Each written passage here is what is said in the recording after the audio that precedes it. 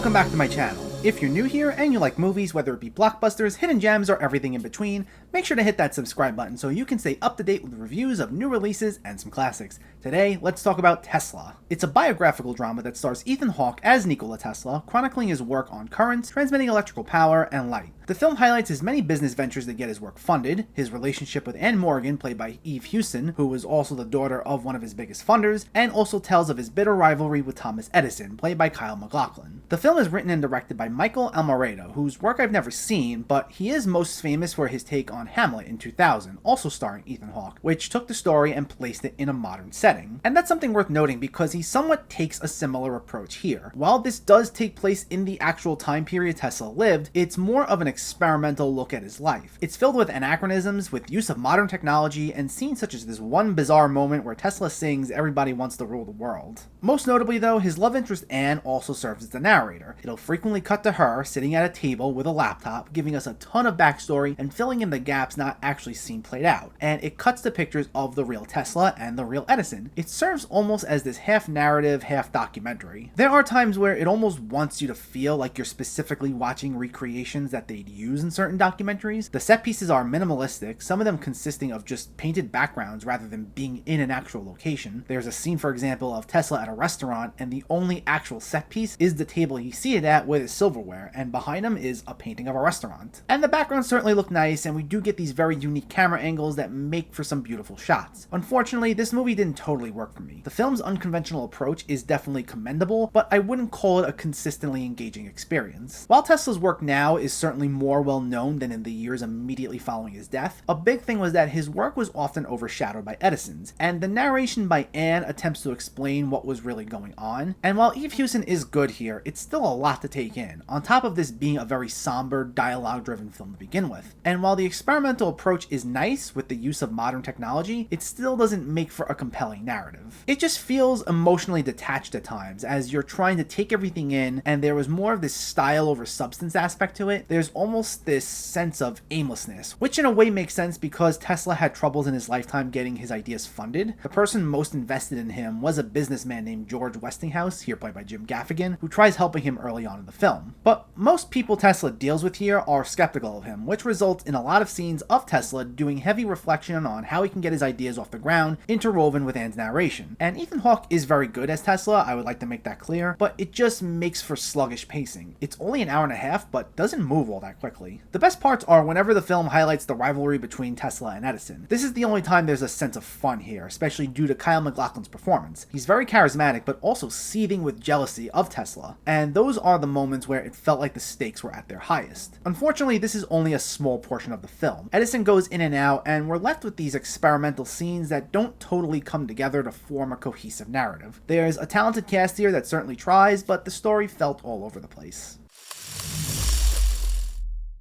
I commend this movie for trying something different. I wouldn't call it lazy. It certainly looks nice, and it takes an unusual approach at storytelling, and it's boosted by some solid performances, especially from Ethan Hawke and Kyle MacLachlan. Unfortunately, it doesn't have a focused story, and it relies a bit too heavily on narration, as well as simply reciting historical facts. So it didn't feel like it was always there emotionally. It was a nice try, but I was looking for something more. Tesla gets a 5.5 out of 10. Maybe you'll get more out of it than I did. If you're a fan of Tesla's work, I know he has a big following, you may be able to appreciate it more, but I don't see myself ever revisiting this. Let me know though, did you see Tesla, or are you planning to see it, and what were your thoughts? Did you like the way the story was told? Did you enjoy the performances? And what's the most unusual movie you've seen lately? Let me know in the comments below. If you enjoyed this video, please like it and share it, and for more movie reviews and film discussion, please make sure to hit that subscribe button to stay updated. Thanks for watching everyone, I'll catch you next time.